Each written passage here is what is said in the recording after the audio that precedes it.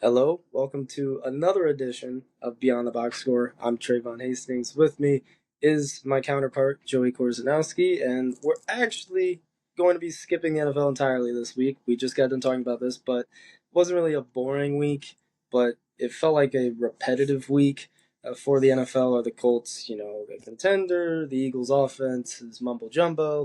There's a lot of various things that have continued to trend in terms of storylines for the NFL. So we're going to skip the NFL, but it's finally that time of year. We have the NBA here, college basketball also here, right around that corner. NHL has started, and we're coming up upon the end of the baseball season with the World Series. We're actually going to talk about the World Series last because I think it's important to save it for last. But I want to get your thoughts on the season opening games last night, the Warriors and the Lakers, as well as the Rockets and the Thunder. Your takeaways, your thoughts for the rest of the year for all of these teams, if all of them, and what you're looking forward to coming into tonight as well. Obviously, your Cavs are playing. We don't need to talk about my Kings, but that's another thing. So the floor is yours. No, overall, I thought it was a really good, really successful opening night. Just not, I mean, for the fans, for the NBA, I thought both games were great. I thought the NBC presentation was phenomenal. Honestly, I know there's been a lot of talk about that. All the different streaming platforms now. Different bunch of different networks streaming some NBA games. But I thought NBC knocked it out of the park. Honestly, I thought they hit a home run with it.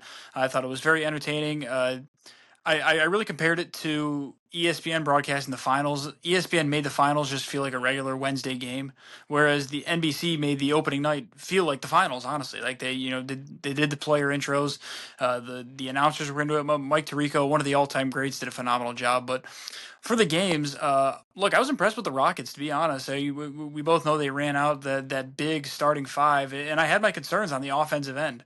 I didn't know how it would look. I didn't know if they would be able to keep up with the Thunder. But to be honest, the Rockets defense held its own for about 3 quarters. They really dominated the game. I believe they were up like 9 or 10 points in that third quarter. It looked like they were going to run away with it. I was very thoroughly impressed. Alperen Sengun is solidifying himself as a top three center in the NBA. The only thing thought with the Rockets, I thought Kevin Durant was a little too passive. I thought he should have taken more shots, especially in those overtimes and later on in the game. So I thought he was a little too passive. But yeah, SGA didn't look good to start the game, but he proved why he was the Finals MVP and why he is a top two player in the league. Yeah, I have a lot of thoughts in this game. I felt like Houston could come in, play the way that they did through 3 quarters, but do it for four, win the game, keep it lower scoring, which I think is very much in a lot of ways the philosophy of Ime Udoka, their head coach. He wants to play uh, almost defensively first with a pretty high-powered offense when needed. So that's why you go get Kevin Durant. That's why you say goodbye to the always inefficient Jalen Green and move forward. Um, for them, in terms of the season, they're going to have to get the production they got from Amen Thompson last night. They're going to need that all season without maybe the injuries, the foul trouble, all that type of stuff. But his development, and including his ability to continue improving on the playmaking and shooting aspects of the game, will determine how far the Rockets go, as well as combining that with Reed Shepard, his ability to shoot the basketball and also be a dynamic defensive player. He can rack up steals and blocks with the best of the best, as we saw in college basketball. And I know it's the NBA now, but a very promising start for him as well. As for the Thunder, um, I think uh, as the game kept going on, it obviously was going to favor them. They're at home around that crowd, and they kept hanging around. Both of these teams really kept hanging around. It felt like no one wanted to actually win the game. Eventually, Shea got going, as you expect him to, including the 14 free throw attempts as well. I didn't necessarily like the foul call on Kevin Durant to push them to victory, but at the end of the day, Shea's one of the best in terms of his ability to draw those fouls. He is a true tactician at it, and that's what makes him an MVP caliber player, the Finals MVP. Like you said, a top two player in the league as well. And they did this without Jalen Williams. He did not play. He's not expected to miss a long period of time, but they're holding him out at least for the first few games. So it was very much a coming out party for Chet Holmgren. I thought he played phenomenal, almost 30 or more points as well. He was able to really take control of things and help Shea with the workload of that offense. And for the Rockets, I do agree with you. KD probably was a little too passive. Um, I do think, though, with the way the game kind of flowed, it made sense to let Şengün work, have him go off, have his big game. He's one of the elite passing big men in the game as well, alongside Sabonis and Jokic. So he can. It's really hard to double Şengün because he can see a lot of different things on the court. And when you start him up top, around the key, outside of the arc, he becomes an even tougher cover because he can shoot that three. He can get downhill. He can make plays with his hands, passing the basketball. So I think all in all, we didn't really get to make any sort of assumptions about these two teams, other than they'll both be probably two of the final four teams out of the Western Conference in the quarterfinals before we get to the semifinals. And I say two of the four because I'm not as confident saying they'll be the two representatives of the Western Conference because of how the Golden State Warriors looked last night against the LeBronless Los Angeles Lakers. Yeah, I don't know about you, but I've got a ton of concerns about this Lakers team. I just don't think they're that good outside of Luca, to be completely honest. But I think last night was more of a testament to the Warriors. I mean, but Buddy Hield came off the bench, poured in 17. Steph Curry only had 23 points, and they won. I mean, of course, Jimmy Butler had 31, but although, by the way, I do think it was funny that Draymond Green picked up a technical within the first like 7 minutes of the game. I was like, that's how you know the NBA is back. But no, this has kind of been the Warriors thing, right? They develop all these guys.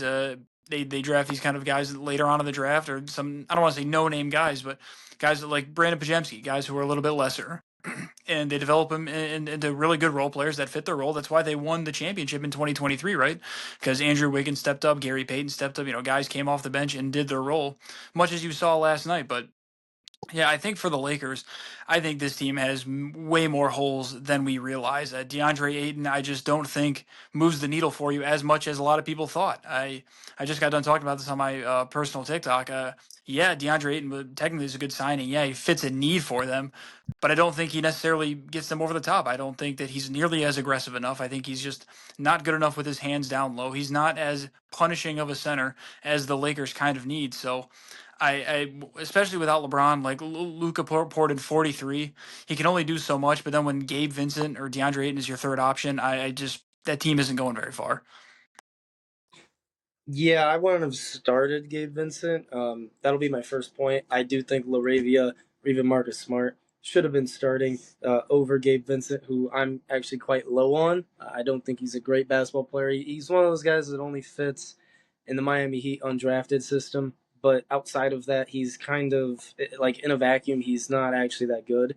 Um, but I kind of agree on the Lakers. Um, Aiton offensively, I mean, 5 of 7, 10 points, like that's great, but he's going to need to take more shots, and JJ Redick's going to have to emphasize getting him more involved offensively to Agreed. help take pressure off of Reeves and off of Luka Doncic, and also keep Aiton wanting to be involved because we've seen him in Phoenix and in Portland when he's not that lead guy when the ball's not in his hands. He tends to get a little frustrated and check out pretty quickly. So they have to find a way to keep him involved in that aspect. In terms of the punishing center point, I think Aiton and Jackson Hayes represent a decent like two-man tandem at center. While there are better ones in the league for sure, Jackson Hayes is that rim-running, shot-blocking threat. Although not super strong, he's able to provide that for Luka. Whereas Aiton's more of the skilled, talented big man with the footwork. He's got a little bit of mid-range game. We might see him step out and take some threes this year as well, especially when LeBron comes back. But um, I don't hate the makeup of their team, but the depth that they have isn't good depth. Therefore, it's going to be hard for them to do anything in the playoffs outside of probably just be a play-in team. Luka looked very good. He had lost 30 pounds in the offseason. It looked Mm-hmm. evident as well. It was really noticeable. I mean, he looked like rookie Luka. He looked skinnier out there. I was very impressed. Yeah, he looked, for me, I'd say he looked like second or third year Luka once he put on a little bit of weight, but not up to maybe how skinny rookie year Luka was, because that was a very athletic, quick, nimble player. But Luka was able to bring some of that back after losing all that weight He was able to get downhill much easier. Still a punishing finisher around the rim, and because he's so big, he can take advantage of those smaller matchups. And he also was a little bit better defensively in this game than we've seen him be in the past. So I think for Luka on that aspect for the Lakers, very much a positive note, very much a bright side as well. They just have to kind of find a way to try and survive until LeBron gets back, which doesn't look like it's going to be until mid-November. But I agree overall with the Warrior. Like for the Warriors, my thing is last year before they got Jimmy Butler, Stephen Curry had to put up 30, 35 points every single game for them to win. He doesn't have to do that anymore. You mentioned a lot of the other guys. Buddy Hield, one of my favorite players in the league. One of the most slept on players in the league as well, especially from the shooting aspect. And he came in, and once the starters came out in that third quarter, he really helped take control of the third quarter and for the Warriors, and was really the driving force behind them getting that lead discrepancy and being able to pull away with a big win as well. Lakers made a late push, but they they honestly would have made a late push to take the lead and potentially win the game if not for Buddy Hield's contributions. And Podzemski's a quality player.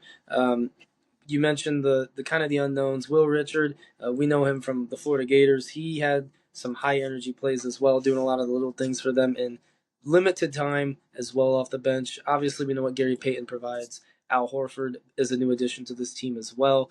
And the most important thing for them, I like that they started Jonathan Kuminga in that starting five, put Draymond Green at the center, and played small ball. This was a good matchup for them to do that because of the way Ayton plays offensively as a center for the Lakers. But I really liked what I saw from Jonathan Kuminga. This was a big opportunity for him on a national spotlight to kind of put his game on display. And it appears, he's improved the shooting, the playmaking. He chipped in a near double or triple double. So that's really going to be the key for the Warriors is Kuminga, especially if injuries were to commence between that big three of Draymond, Butler, and Stephen Curry. How do they progress moving forward? And Draymond looked very good in his role as well. I know, in my opinion, he's one of the more underappreciated players in the league. Very slept on, probably one of the still best defenders in the league as well. And I will say to this day, and until the day I die, that without Draymond Green, they don't win all those titles and they aren't as effective. So I think the people that try to denounce Draymond because of his antics or his lack of offensive ability don't understand the role that he plays. And his role is to be a secondary facilitator to Steph Curry in the offense. And sometimes the lead ball handler. Now he has Jimmy Butler to help him with that. But he's supposed to be the defensive cog of that team, and that is what he has been, and that's what he will continue to be. But I actually really like the Warriors. I'm high on them, and I think they'll be number 3 of 4 in terms of the teams in the Western Conference that are represented in the quarterfinals. I think for sure I really like Houston, I really like OKC, and I really like Golden State. We'll see what happens outside of that, but that's kind of my thoughts on those two games. And the other big news for the NBA as well, they're going to bring back the Larry O'Brien trophy. They're going to have it back on the court for the finals. And that's the first time it's going to be painted on the court, at half court as well, since 2009. So it's been a long time. They're bringing it back. I think maybe they've saw the presentation of NBC and thought, you know what, now is probably a good time to do it. But I agree on all those points as well. The NBC thing, it really did give it like big game feel. In years past, I'll be honest, I don't tune into a lot of season opening games. I don't. We know how the NBA and their presentation, like it makes it less exciting for the fan. But when I tuned into the NBC games, outside of the score bug, everything else was great. The commentary is, and the Warriors and Lakers game, although it wasn't Mike Tirico, we had Grant Hill and we had Ian Eagle or excuse me, Noah Eagle, and they do a phenomenal job. Especially Noah, he's one of the more slept on young broadcasters in the game, and their Mhm. ability to dissect things makes it so much easier to also listen and understand. And the team that they have assembled at NBC is pretty extraordinary. So I'm excited to see what the future holds for NBC, as well as the NBA. But outside of that, I think that's the main recap.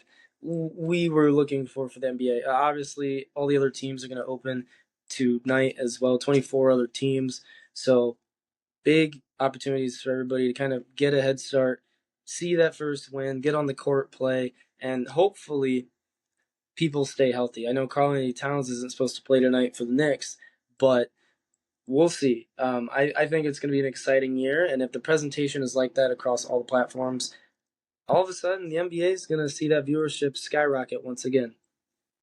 Yeah, and honestly, when the NBA had announced that they were going to all these different networks, that was kind of the first thing I thought of, right? Is that, you know, having all these different networks kind of increases competition because obviously all these networks want to be the best. They want to draw the highest ratings. So, if say ESPN sees the way NBC is doing it, and then ESPN might think, oh, damn, we got to step up our game. So I think you're definitely right. But hey, you mentioned Karl Anthony Towns.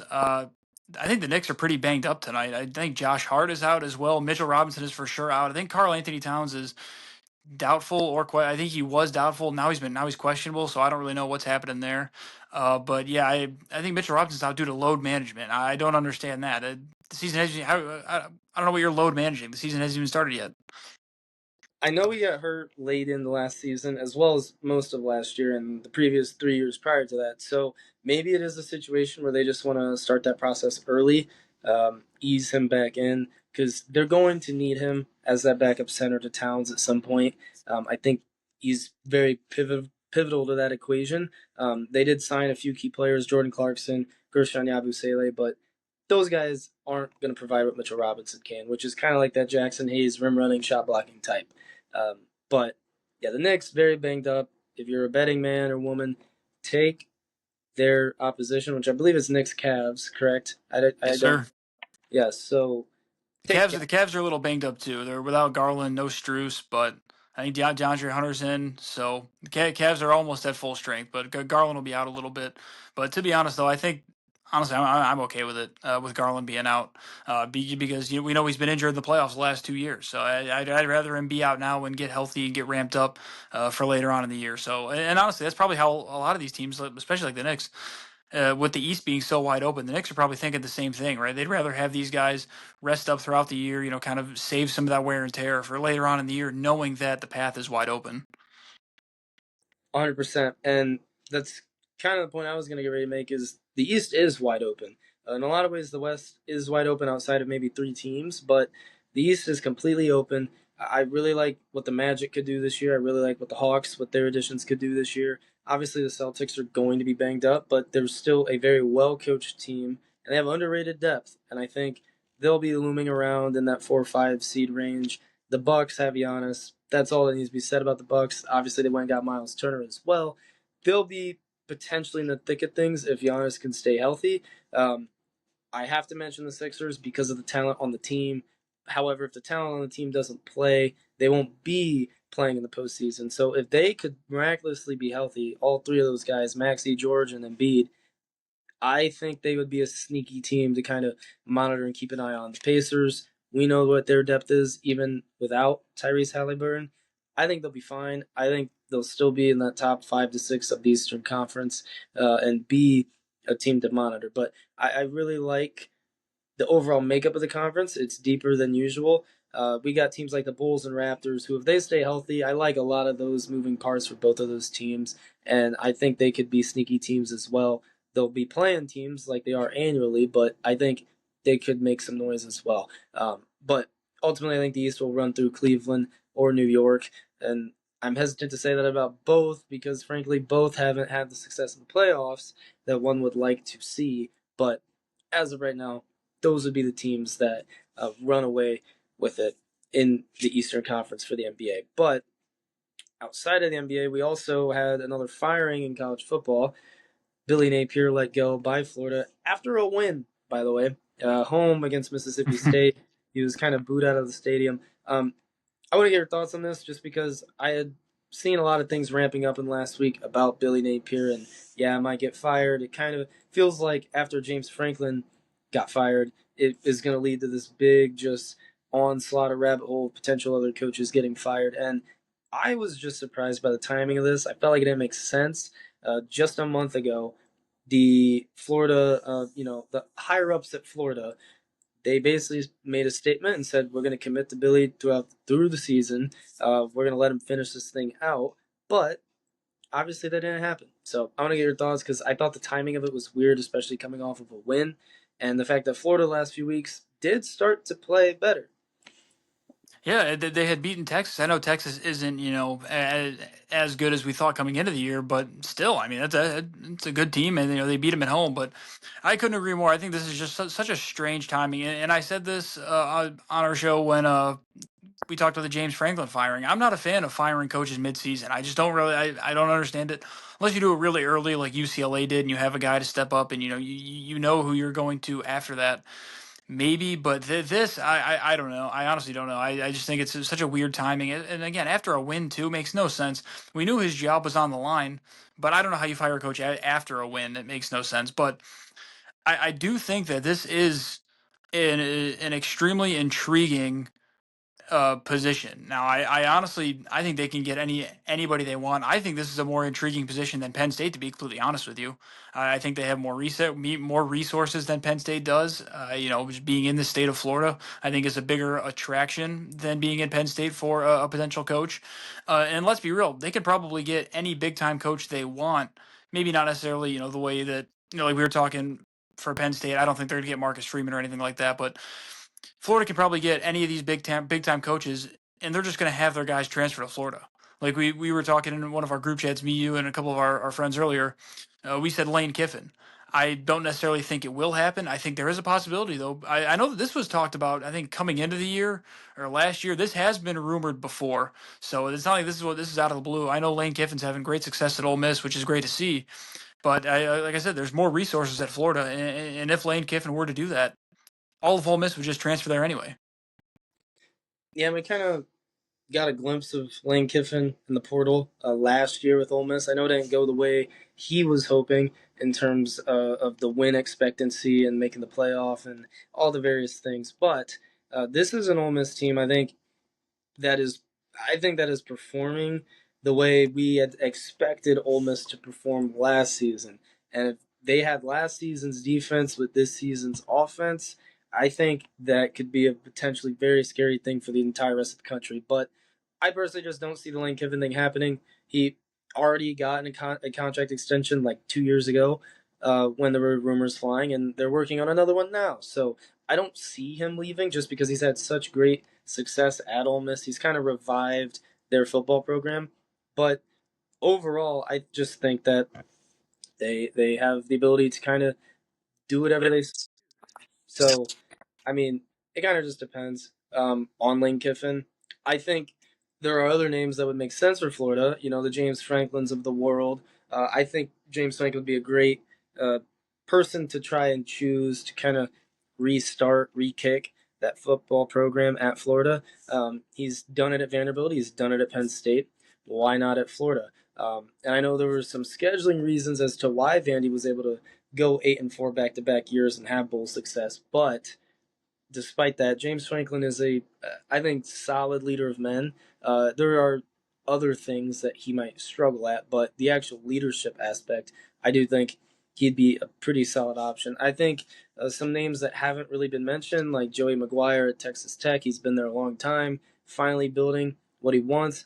And the coach I personally like the most, who in terms of how he leads, I see so many of his press conferences on my social media feeds and platforms, is Kenny Dillingham. I think Penn State should try and get him. I think Florida should try and get him.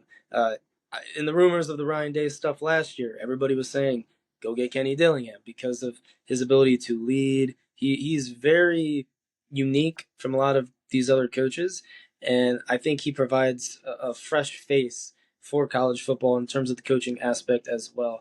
And there's some other options, but I know for sure, the Marcus Freemans, the James Franklins of the world, the definitely Kenny Dillingham, Joey McGuire. I mean, those are some slept on names, but I think they all make sense.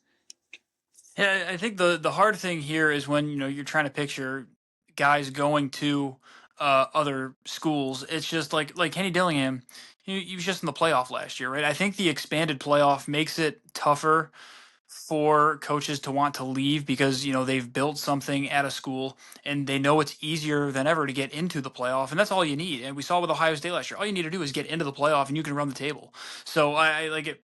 In past years when it was just four teams got to the playoff, I felt like it was much more of a dogfight to try and get one of these top spots because you kind of needed that brand to and those resources more than anything to get into the playoff. But now with the expanded playoff, I don't know. I think it'll be interesting. I just like I don't know if Kenny Dillingham would leave Arizona State just because, like I said, they made the playoff last year. They've had good success there, but you play in the Big 12.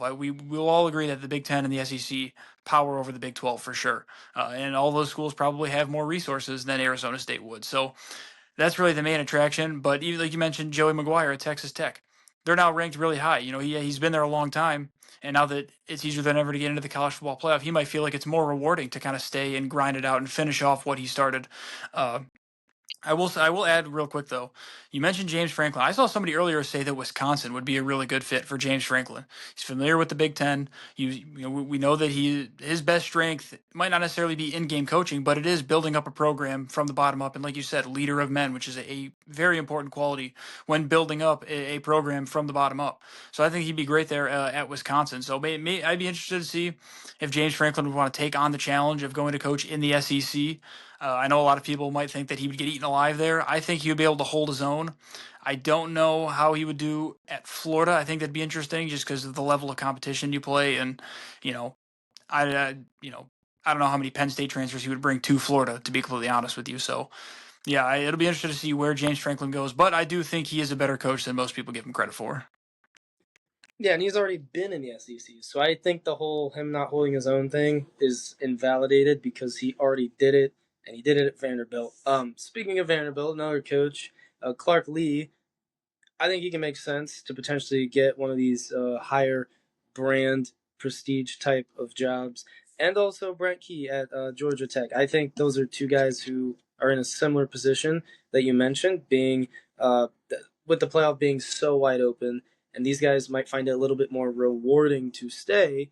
But also, you always have the temptation of if that big phone call comes, and that's kind of what it was for Kalen DeBoer when he left Washington and went to Alabama. He had just been in a national championship game and all of that, and he still decided to up and leave. So it is definitely a possibility. I just think you have to find the right guy that's the right fit for the university. I think on the James Franklin point with Wisconsin, kind of makes sense. They when Wisconsin hired Luke Fickell, it was kind of for all the aspects you kind of mentioned about James Franklin, and it hasn't gone that way because frankly, Luke Fickell in his time there's been like 18 games played with backup or third string quarterbacks. They have not been able to be healthy at the biggest position, most important position on the field, and it's hindered their performance. They have a solid defense, they have a few skill players, but they haven't been healthy. And also, when he first got there, he tried to convert Wisconsin from old school Big Ten West football to a little bit more passing air raid, and that didn't work. And they're trying to get back to that Big Ten West style football. That another team like Iowa, who could make sense for a new head coach like a James Franklin, because let's be honest, Kirk Ferentz can't coach forever. That time's got to be coming to a close sometime soon, probably before 2030. And I think a guy like James Franklin would be a good kind of stopgap at the worst, like coach to come in there while Kirk Ferentz is gone. He's clearly established Iowa as a big time place. So there are options. There probably isn't as many as we typically see on a year-to-year basis, but it might be a year where someone tries to hit big with a coordinator. Maybe someone calls Brian Hartline from Ohio State, say, "Hey, look, we got that." Maybe someone goes after Matt Patricia. You never know. They could be guys who are coordinators that want to stay coordinators, like Steve Spagnuolo and Vic Fangio and Vance Joseph in the NFL, or they're coordinators with bigger aspirations. And I think that's the biggest thing is all of those coaches who are coaching at some level ultimately have that desire to lead their own program at some point. But if it doesn't go well, then they're willing to kind of sit back, be a little bit more content with just being a coordinator. So I do think it's a possibility, but we'll see. I'm sure they'll find somebody, they'll send big bucks, and do all of that. But we'll see on the Billy Napier thing. But also, they're in turmoil. That's awesome. The MLB might be in turmoil shortly because a lockout in a few seasons, but but the Toronto Blue Jays can save all of us from this lockout if they can defeat the Los Angeles Dodgers, which seems like a David versus Goliath battle in the World Series. Now, I don't find it to be David versus Goliath, but I want to get your thoughts because maybe it is. This is a really high-powered Blue Jays offense. They've got an underrated pitching staff. Trey Savage has pitched in every level this year, which I don't know how many pitchers have, or even batters have ever gone through every single level of an organization. And there was a trade as well. I think he switched organizations this year. It was last year. But single A, high, double A, triple A, like he's pitched in every single league that he possibly can. And his seventh career start will be in the World Series at some point. So I want to get your thoughts on the World Series. Obviously, it's one of the biggest events sporting wise we have on the calendar year, and let's hear it. Yeah, I think I would agree with you that this isn't necessarily. It might seem like David versus Goliath, but I think this is a lot closer of a matchup than some might think. This Yankee era, this Blue Jays lineup is deep. I will say there's a lot of ex Indians, a lot of ex Guardians on this team, so it kind of hurts to see some of these guys having success elsewhere. Where we maybe weren't able to get the most out of them, such as Andres Jimenez. But no, everybody thinks the Dodgers are Goliath in this situation because of the $350 million payroll, but the fact of the matter is the Blue Jays are seventh, or right around 255 million. So maybe not quite at the level that the Dodgers are, but the Blue Jays are still spending. So I do think this kind of shows that you have to spend to win. It's not necessarily pay to win, but you need to have good talent. And maybe that comes on shelling out big contracts. That's a whole different conversation for another day. But yeah, look, I like this to go, probably 5 or 6 games, probably over 5 or 6 games. I do think this will be close. I think the Blue Jays pitching has been good. Shane Bieber has been good. Overall, the Blue Jays have the lineup to compete. They honestly do. A lot of people look at this Dodgers lineup and it's really top heavy. I mean, obviously, it's impossible to beat the Dodgers when Shohei Ohtani's hitting 3 home runs and throwing 10 strikeouts in a single game. But he's not going to do that every game of the series, right? So I think the Blue Jays have more of a chance than some people might think. I'd be shocked if they beat the Dodgers, to be completely honest, but I do think they can extend this series and at least give us an entertaining series. I don't think we're going to see a sweep or anything. Yeah, I know most of the people that we associate ourselves with. It's Dodgers in five, Dodgers in four. I think this goes 6 games for sure. The Blue Mhm. Jays are too good, and frankly, Vlad Guerrero has probably been the best player in this entire postseason. If you want to throw Shohei in there, give him a cookie, fine. But the true name people probably might not be monitoring in terms of how dominant he's been in the postseason is Vlad Guerrero Jr. He's batting almost 500 still in the playoffs. So he's going to be the guy for the Blue Jays. Can he carry that offense? And he doesn't really need to because George Springer is in the top 5 all time in postseason home runs. And he had a big one to give them that Game 7 win against Seattle. And they're pitching. They have Gosman. They have Bassett. They have Savage. They have Bieber. They have a lot of different guys. They have a pretty solid bullpen for the most part. I think in a lot of ways, the pitching, they can kind of counter the Dodgers. They just have to find a way to make these games lower scoring. And frankly, I don't think there's going to be a low scoring game in this series. I think both of these teams are too good offensively, and they're going to eventually rack up hits off of the opposing team's pitching. And the Blue Jays will likely have Bo Bichette back for the World Series now, and they have not had him. So that's another weapon to throw into that Toronto lineup that could be a pretty good weapon there. But for the Dodgers, I mean, the Blue Jays are a very right-handed heavy lineup.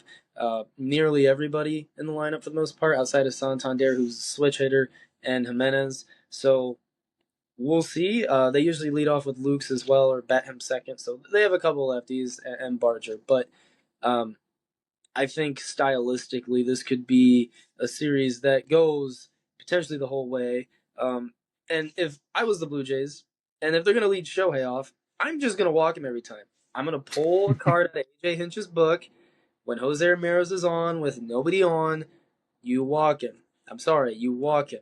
You just don't give a guy like Shohei all those opportunities. And it's ironic because every time I see him hit a home run, I feel like it's in the same spot every single time. It feels like every pitcher tries to jam him inside. and he takes them deep. So I think you got to find a way to pitch opposite of Shohei. So you got to pitch on the outside portion of the zone and pitch very cautiously. If he maybe swings and misses and he chases, maybe you go get him. But don't just don't throw him anything breaking over the zone because he's proven he can hit that time and time again. And the Blue Jays also see Shohei at some point in this series from the pitching aspect. So that's another aspect they'll have to factor in there. But I think this could be a very good series. I'm excited to potentially tune into it.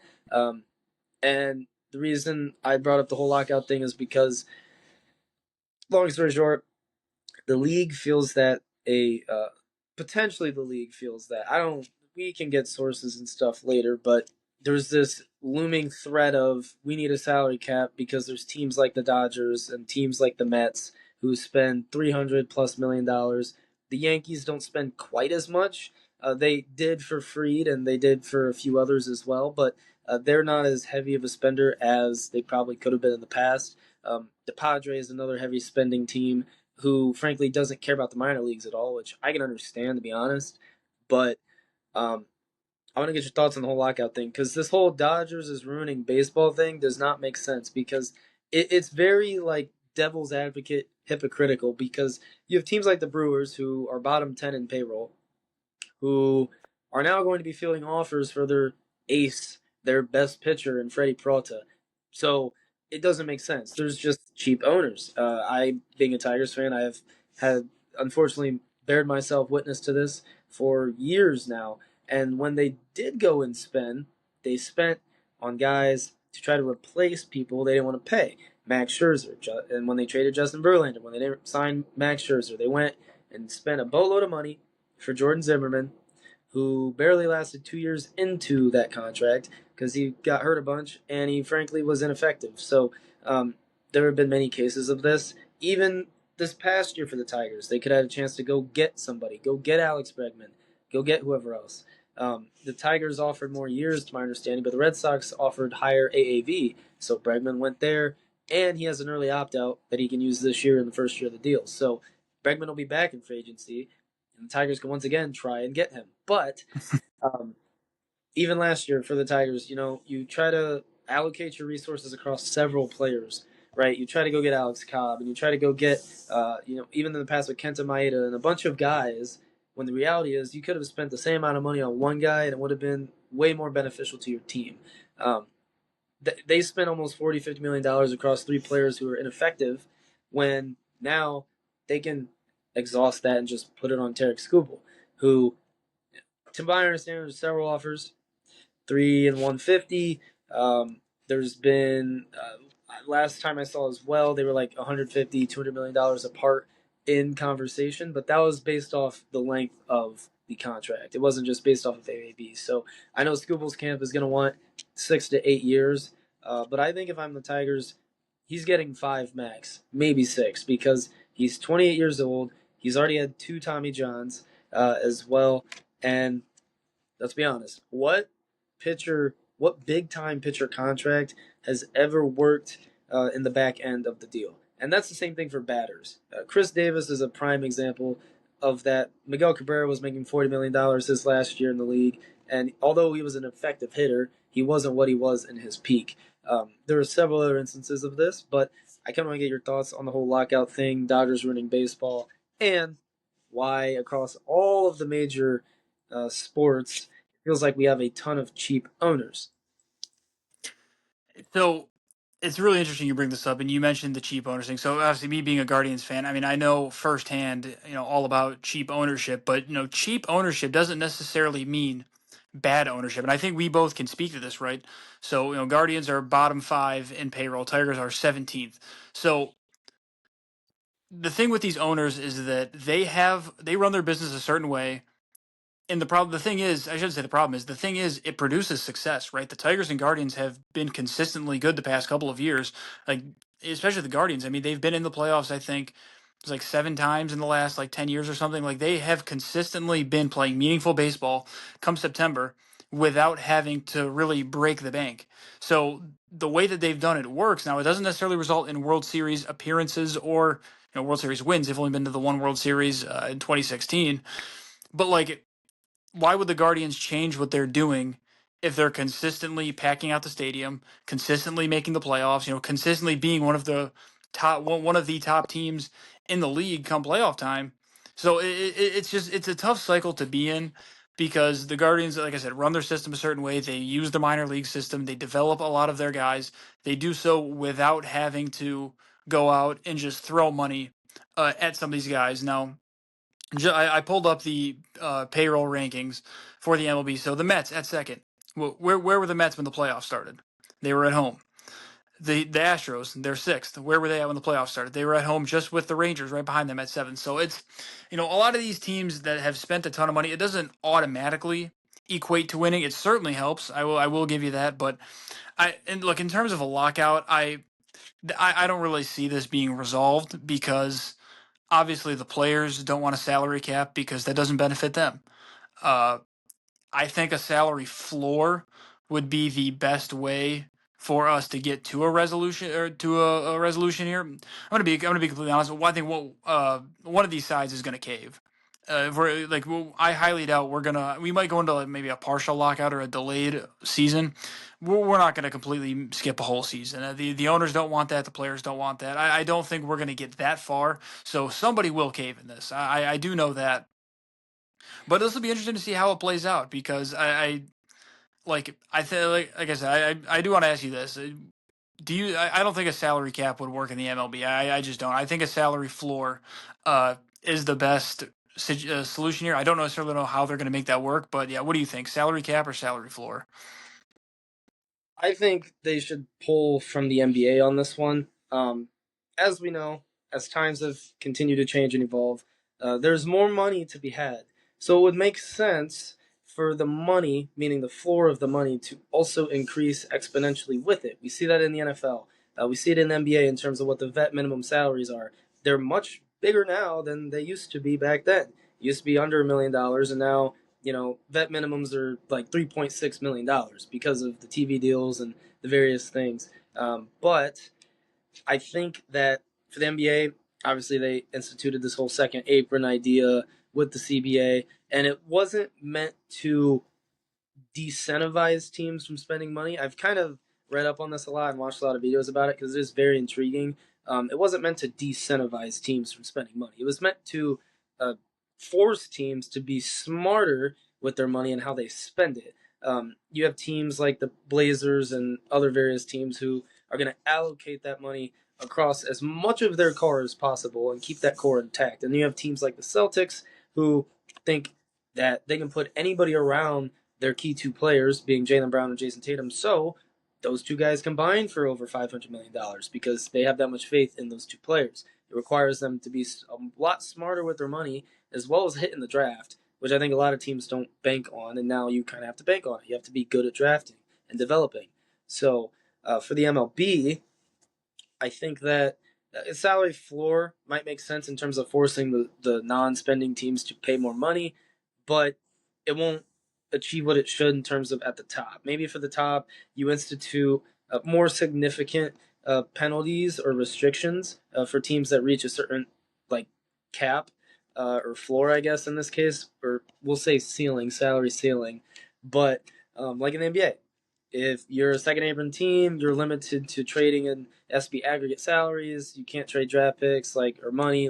There's so many things that dwindle it down. That's why the Suns going to get rid of Bradley Beal for so long. And I think for the MLB, it would make sense to maybe take a book or a page out of the NBA's book and institute some sort of apron ideology. Because for the Dodgers and the Mets, you lose out on those top tier draft picks and those selections, like first and second round. But let's be honest, they don't need those selections. They don't.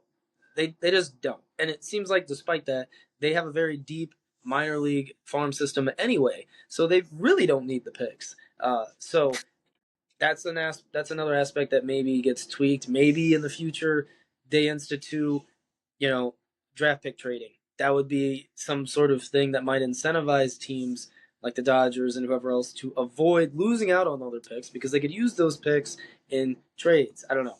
I'm spitballing. I do think we're going to get a lockout. I think it's probably 95% likelihood. How long it is, not sure. It's not the only lockout that'll happen because the WNBA is dealing with the same thing because the players want a ton of money. The revenue doesn't match the money that they want, though. So they, being a little bit, in my opinion, arrogant and ignorant at the same time, they want money that they frankly uh, aren't. I don't want to say aren't deserving of, but they haven't earned up to the amount of money that they are seeking. Therefore, it doesn't make sense for them to want that money. Um, in the MLB, it's different. We have guys that are going to get paid 500 to 700 million dollars because, again, TV deal thing. Um, and while that might frustrate some organizations, technically, nothing is stopping any of these other organizations from spending their money. They're just choosing not to. And the reason why is because owners want max profit. They want to, for them, it's a business. They want to exponentially increase in any way they can their money, and eventually, when they buy out, when they sell the team, now they have an insane net profit. Like that's the goal. For if you're an owner, that's just what it is. There's not a lot of owners who don't necessarily care about that. A guy like Steve Ballmer doesn't care, but Steve Ballmer makes a ton of money from a bunch of different avenues, and he doesn't have to care. He can spend as much money as he wants, and he can allocate those resources accordingly to fit his needs. Some owners don't think they can do that. So I guess it just depends. Obviously, we tend to see a lot of the bigger markets take more chances because they naturally generate more revenue than some of those smaller, not schools, but smaller teams do. Um, but I think it would make sense to have that. You have to make it work in a way where the players are willing to do it, though. So not salary capping them, but rather salary ceiling, like salary flooring the organization to where you can only go up to, let's say, $700 million, $800 million, or you have to allocate it. You can't allocate all of it towards one player. In the NBA as well, they do a thing now where you have to spend it's like 90 to 95% of your salary cap money in the offseason. That doesn't mean we need the summer of 2016 when Luol Deng and Timofey Mozgov were getting these massive contracts they didn't deserve, but it does mean you can use that money towards extensions, you can use that money towards the draft, you can use that money in free agency as well and trades, but there's an understanding that you can't go into the season with a payroll that is like $50 million less than everybody else, unless you maybe make one or two like really big signings, and there you go. That's why Fred VanVleet got a max because the Rockets had the money. They chose to use all of the money because the money's not just gonna reemerge. Because as seasons progress, a lot of these players have bird rights, and they're gonna actually annually increase their revenue season to season as well, and what they make. So it's a big can of worms on the MLB thing and the lockout. It's going to happen, frankly, because there are two sides that are stubborn. It's just the reality of it. No one's willing to negotiate. It has to be my way or your way or no way. So I think a side will cave, like you mentioned, but it'll likely be 2027 when this does happen. So we'll probably get the MLB next year. But after that, we have to be wary of the fact that we might not have it when we normally have it. It might start later. So that's just something to keep in mind for those who are very avid baseball fans because we don't know when it would get resolved. And that's the same thing with the WNBA. We don't know when that potential lockout in the next year or two will get resolved because I think a lot of times players don't understand the business aspect like they think they do. And then in other times, you have the owners that maybe don't understand it from the player perspective. So there's just got to be some sort of mutual understanding. And I think both sides need to open up and try to better understand the other's perspective. And then we won't have lockouts. That's kind of just my take on it. Well, yeah, that really is the thing. Like I said, both sides are going to be kind of stuck in the mud and on what they want. Obviously, a salary cap. Why would the players want that? They don't want to be capped on how much they could make. I mean, and the owners probably don't want a floor because then they're going to be forced to spend more. But I don't know. I think it's interesting you mentioned, the NBA and their model. I think not even necessarily the second apron. I think the way that they have their contracts with the supermaxes, right? Like I saw last year, SGA, he let go of his agent because there was no negotiating. He knew he was getting the supermax. There was a set amount that he was eligible to make, and he was going to make every penny of that. Whereas in the NFL, you have guys who just continue to reset the market. Like you think of all these non-quarterbacks. Myles Garrett in the spring, he reset the market. All right, well, the next non-quarterback that was due up for contract, I think it was T.J. Watt or Jamar Chase. It was one of those two. And then before the season, Micah Parsons. So everybody just keeps resetting the market, and it's just a We never-ending lost him. loop Give us that. But the NFL salary 35 cap seconds. gets He will raised every year, return so I mean that's a completely different shortly. story. But yeah, Yeah, the I'll be point Joey interested to was see going to make what was about the MLB supermaxes adopts here. They need and some sort of how structure. those I also think incentivize the those way smaller they've done market it teams for so to long has pay been their it's star worked, players, but I think keep now it's got to their the star point players where intact, the Dodgers have and just keep simply them taken it too far, around and guys like the for the Yankees and the long Mets have haul just taken it and too far. avoid Where and now you being kind of in a need a little bit of a catastrophic restriction on it. rebuild for a very long period of time. And that's what a lot of these teams have done. That's what a lot of these teams have struggled to do. But with the constantly changing rules like we see in the NBA, it makes it a little bit easier for teams to spend, and they feel a little bit incentivized to spend as well. At a cost, though, and that cost is eventually getting into the second apron and dealing with the limitations that come from it. So I think it would make sense for the MLB to try to institute that, um, but we'll see what happens. It kind of just depends on everything that happens from that situation.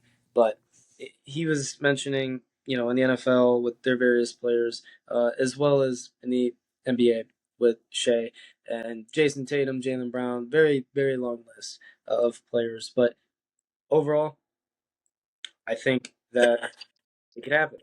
And you're now back. I took it over for you. I brought up how you were going to talk about the Supermaxes incentivize teams to keep their star players around and actually pay them rather than being in a constant, lengthy, catastrophic rebuild. Like the Tigers did a 10-year rebuild because they just didn't want to pay anybody. So I kind of took it over, considered a lob, but yeah, you're mentioning the supermarkets or the supermaxes, excuse me, and what they help create for the league and for the small market teams. Yeah, it kind of creates a level playing field. Because every team has those super maxes available, but they only have so many of them. So you have to pick what players you want to use them on. What when eligible, of course, and then you kind of build around that. So I think the NBA has a pretty good model where the NFL there's a little more freedom and it's just guys constantly resetting the market and it's just a never ending loop. But yeah, like I said, the MLB their system has worked for a while now. It's been successful, but when teams just kind of go over the top like the Dodgers, kicking the can down the road, continue to defer the money. Like Shohei Ohtani is going to be getting paid for the next 50 years. I mean, he's going to be making money. His grandkids are going to be making money at this rate. So, yeah, a couple of the bigger markets have just taken it a little too far. Now I think it's time for at least some restriction. Yeah, I agree. So hopefully the MLB listens to this. They understand that they should use a second and a first apron, and also a hard cap. The NBA uses all three. They're each have various restrictions depending on the level that you get. Every team has a hard cap, and they have to get to that hard cap. That's kind of what I meant by the having to pay a certain percentage of their salary each year. You got to get to that hard cap, and then from there, you have another cap. You have first apron. You have second apron, but it really just comes down to smart financial decisions, not the Chris Davises of the world in the MLB, where you're eating that contract for 8 years. We all know the infamous Bobby Bonilla case with the Mets as well, but there's going to be tons of bad deals that continue to happen just because that's the nature of the sport and the nature of the business financial side of it. But outside of that, I think they should definitely pull from the NBA on this one, who typically has a very good leadership group in terms of the commissioner and those that follow him. I think Adam Silver is one of the better commissioners in the league. Obviously, there's aspects of the NBA that aren't perfect and have changed probably for the worse. However, he has tried to continuously adapt and make it more of a uh, enjoyable fan experience. So outside of that, I don't really have anything. I don't know if you have anything else left, but um, overall, I would say that will conclude this episode of Beyond the Box Score.